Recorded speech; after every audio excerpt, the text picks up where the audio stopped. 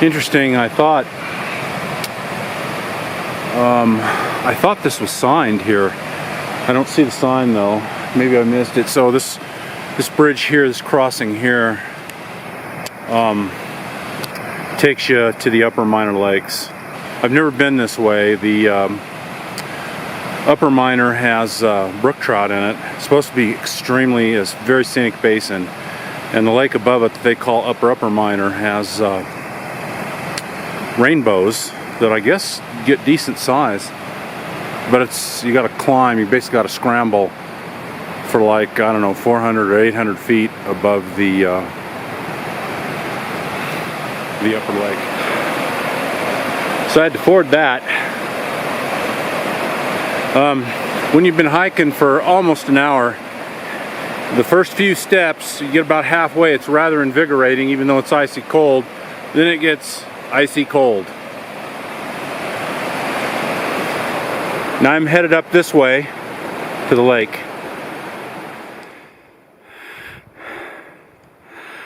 What a pretty view.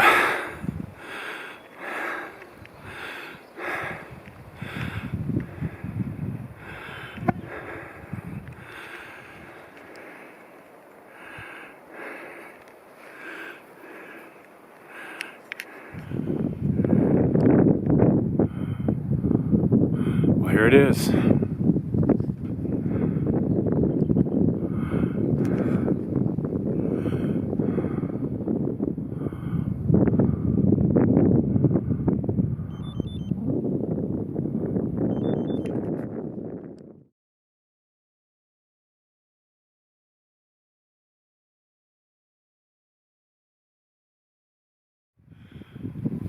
Okay, it's what is it, Friday? Yeah, Friday, June 30th, 2023. I'm in the Beaverhead range. My first high country day hike in almost 2 years. I'm in the Beaverhead range. I'm back at Shoulder Lake. I'm camped down at the Minor Lake campground. I'm going to do some day hikes in the range here. I fished this lake 2 years ago, and in fact the same weekend, July 4th weekend 2 years ago, and it was very, very slow. I was disappointed, although I caught the largest West Slope cutthroat that I've ever caught out of the high country here. Huge fish, huge fish. It's supposed to have 3-year-olds this year. We'll see. I did talk to 2 guys that camped here last night and briefly fished it, and they said they caught fish. So I have high hopes. Took me about 2 hours to get in here, although I talked to those guys for 10, maybe 15 minutes. I don't know. A lot of down trees. Happy and thankful to make it in here on my first day hike. It's the last pull's pretty steep. It's an old mining road, but closed to all vehicular traffic or all motorized traffic. So beautiful lake. Hopefully the fishing's good.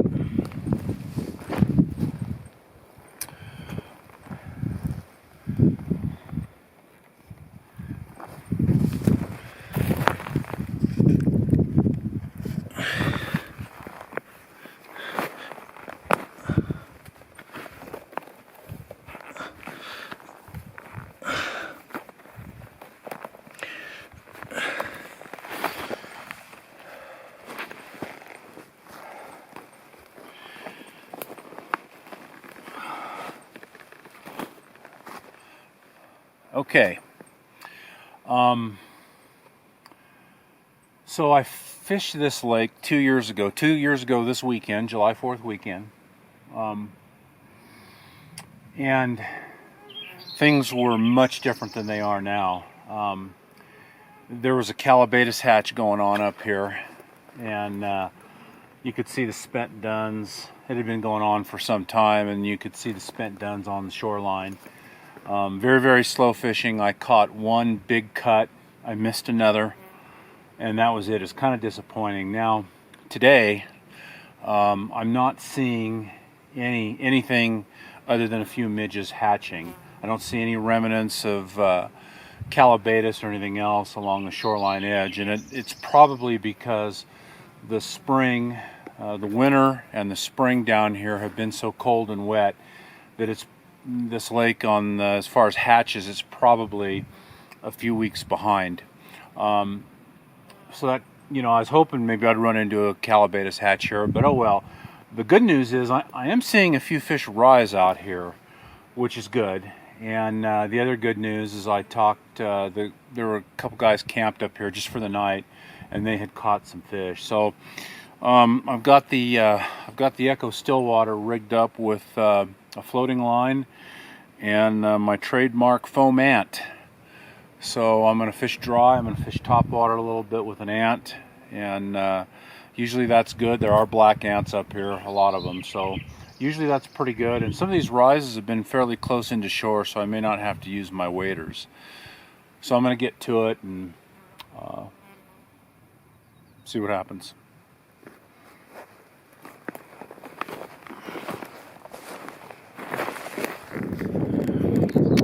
So I don't know what you can see there, especially with the wind blowing, but I may have spoke too soon. I've seen a couple of calabatus duns, just a couple. I'm seeing quite a few nymphs in the water right here, emergers. There's a bunch of them right there that are emerging. I've been fishing for about 45 minutes. The ant, I haven't had one rise to the ant. There's a water boatman swimming, and then right here on the surface is a calabatus that's emerging. Yeah, right there is one emerging. So what I kind of need to do here, I think, first of all, my back is killing me like it usually does, so I need to have some lunch, take some Advil, and then I'm probably gonna switch over. I'm gonna put switch over to a sink tip. A sink tip with an intermediate tip, and probably an AP emerger, and probably have to put my waders on and try that. So it's 1:45, and I just finished lunch. I am seeing some duns pop up on the water, some small calabatus duns pop up on the water. So there is a hatch underway. This doesn't look like it's been going on a long time, judging from, because I'm not seeing remnants along the shoreline. What's perplexing is these fish should be slurping these duns. I mean, they should be chasing these duns, and I'm only seeing a very, very occasional rise, and they're starting to come off pretty prolific now. So I don't know what's going on here.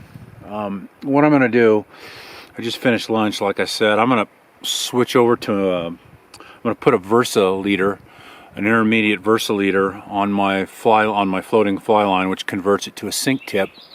I'm going to put a Denny's AP emerger, which is a pretty good imitation for a calabatus emerger. And I'll put my waders on and get out there and cover some water and see if I can catch a fish. This is perplexing behavior from these fish. Okay, it's like 1:45, and I have finally hooked a fish. I lost one here a minute ago. He actually took my fly. And as I promised, I switched over to a intermediate thick tip. And Denny's AP emerger, and finally have my first solid hookup of the day here. If I can get him in, he's a decent fish.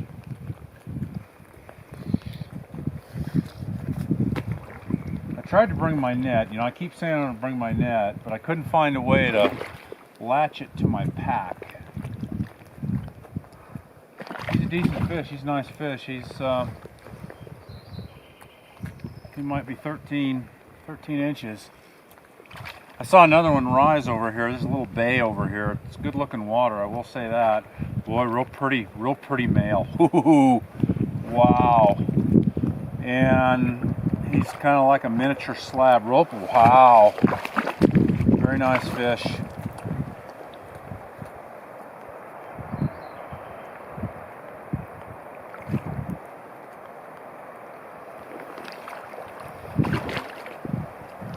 here we go. Let's see if we can get him in. Oh, he's a nice fish. Boy, this is really nice. If this is a 3-year-old, this is super nice for a 3-year-old. That's a super nice fish for a 3-year-old. Hooked right in the tip of the jaw. Real nice West Slope. West Slope cutthroat. So a little history lesson here. West Slope cutthroats, their name, as their name implies, they're native to the West Slope of the Northern Rockies. It turns out they're also native. They're also native to where'd he go?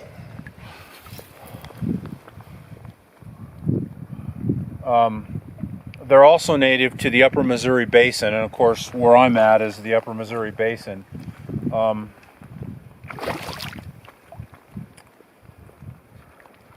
They were actually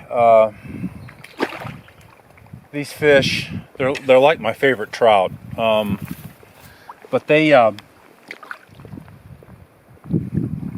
were first. The subspecies name is Oncorhynchus clarkii lewisi, because Meriwether Lewis of the Lewis and Clark expedition is the first one to formally describe this fish. And if you see, there's basically an arc. But there's an arc. There's an arc that kind of runs from their pectoral fin down to their anal area there, and below that arc, there's very little spots, very few spots. Lovely fish, lovely fish.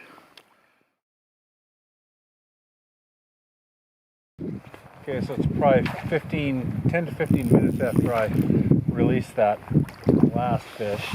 I got another one. Same thing. This time I was picking up to recast, and as I was lifting, he took it. Another nice West Slope. Another gorgeous West Slope. This one might be a female. Fat. Boy, they're fat. No wonder that one I caught, I think he was a 5-year-old that I caught 2 years ago. He's huge. But these are very nice for 3-year-olds. Very nice. That's probably a 16-inch fish. Very fat. Yep.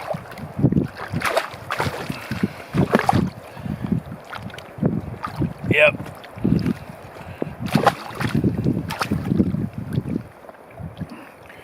Very nice fish. Very nice fish. And she's got eggs. Okay. All right. We're gonna let her go. A little after 4. It's about 4:15 or so, and I'm gonna break everything down and head out. Tough fishing. I caught 2 here a little while ago, about 45 minutes ago, just as kind of an experiment. You know, the Calabatus den stopped showing here an hour or 2 ago, so I actually went back to a floating line with an indicator and 2 chironomids under it, and I had a couple of grabs, and I actually lost one. I hooked and lost one, so that was interesting. You know, this lake, the rocky and the mud bottom, spells chironomids, so I guess it doesn't surprise me that they took them. Actually, even though I didn't land any, the couple of grabs and the hookup and loss, actually some of the best action I've had all day here, and you know, in the time frame. So anyway, I'm headed out. I'm gonna back up some water and head down the trail. I'm a little late getting out of here. It's 5 p.m. almost, 5 to 5. Shoulder Lake in the Beaverhead's departing shot. I can't believe it. I had the lake all to myself today. I figured there'd be backpackers coming in with it being July 4th weekend, but no. Just below the lake, hiking out.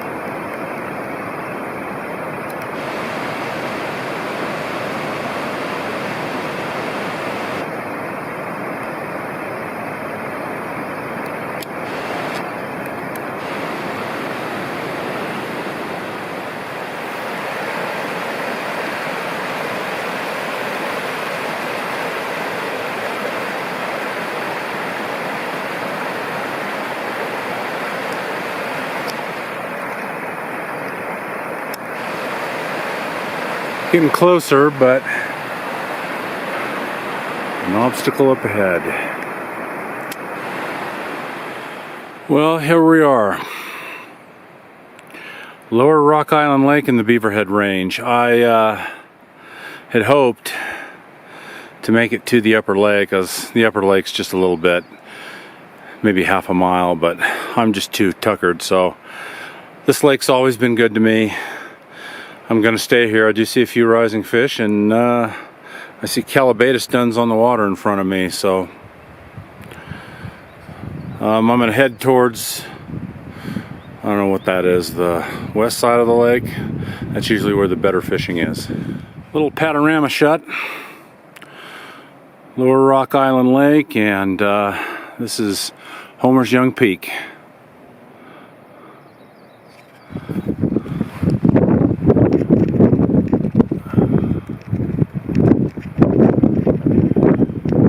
Well, good morning. It is Saturday, July 1st, 2023. I'm in the Beaverhead Range, day 2. Probably going to be my final day. I'm at Lower Rock Island Lake on the Minor Creek drainage. I was hoping to make it to the upper lake, but I got here and I'm just a little too tired. This lake's always been good to me, so I'm going to fish it. Got about 4 hours of fishing time, I think. 30% chance of thunderstorms today. I see some clouds building. We'll see what happens. I do see calabatus duns on the water. And a few fish rising. So what I'm going to do is I'm going to rig up with a sink tip. I'm going to put a Versaleader, an intermediate tip Versaleader, on my fly line, my floating fly line, to convert it over to a sink tip. And I'm going to rig up with probably a Denny's AP emerger and see if I can catch some fish that way. Same thing I did yesterday at Shoulder Lake to begin with. We'll see how it works here.